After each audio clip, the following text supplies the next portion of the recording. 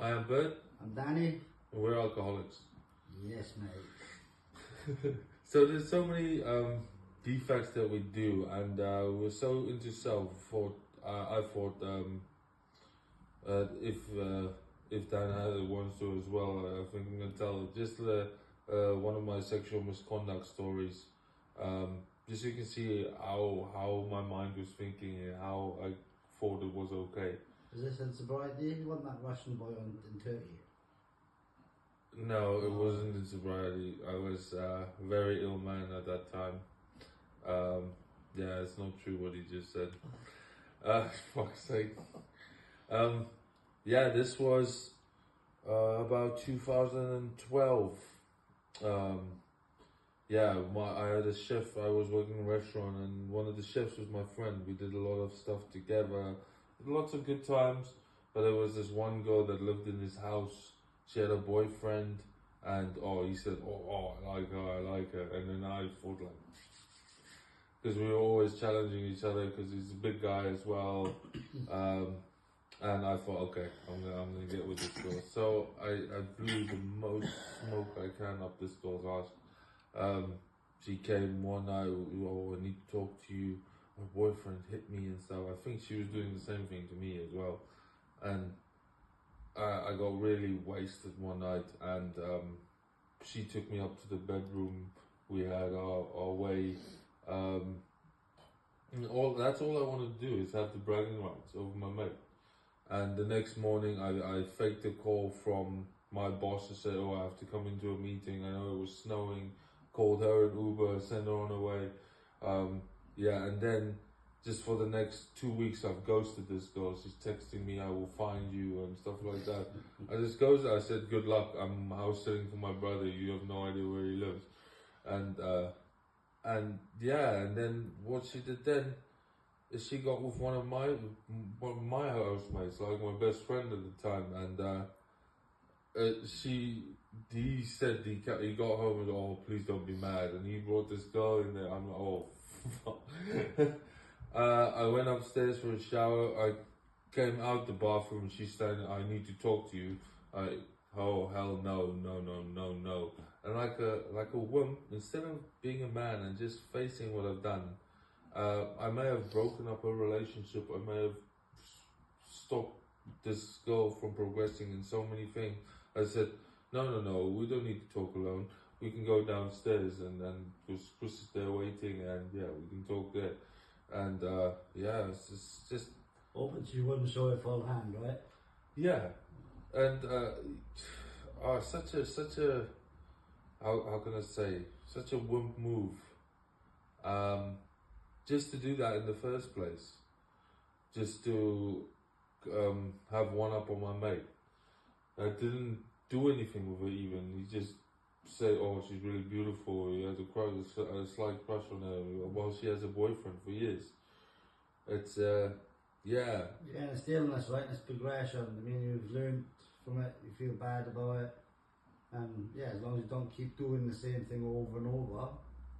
No, I was never that guy. I was never that guy. But it's just. I treated women very bad.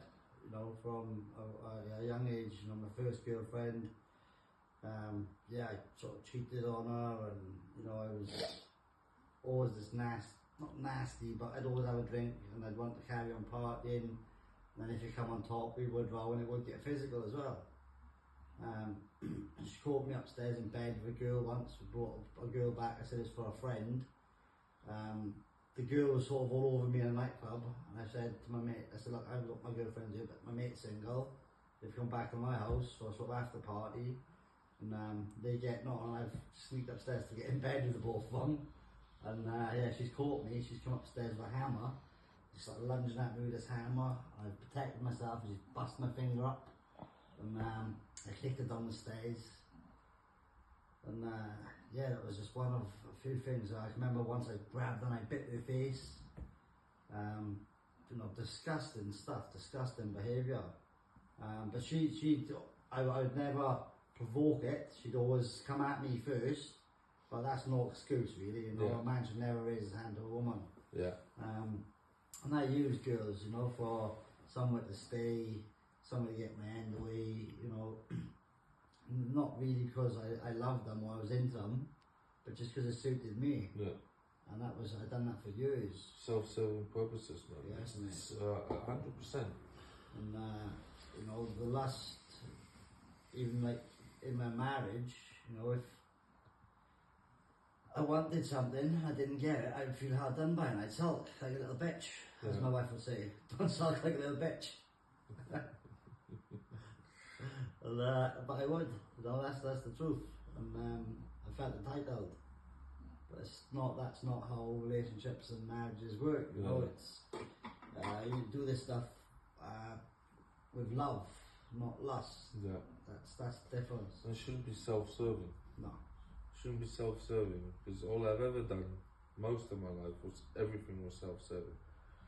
I fought like, my longest relationship was about 6 years. I fought like, I did everything for this girl.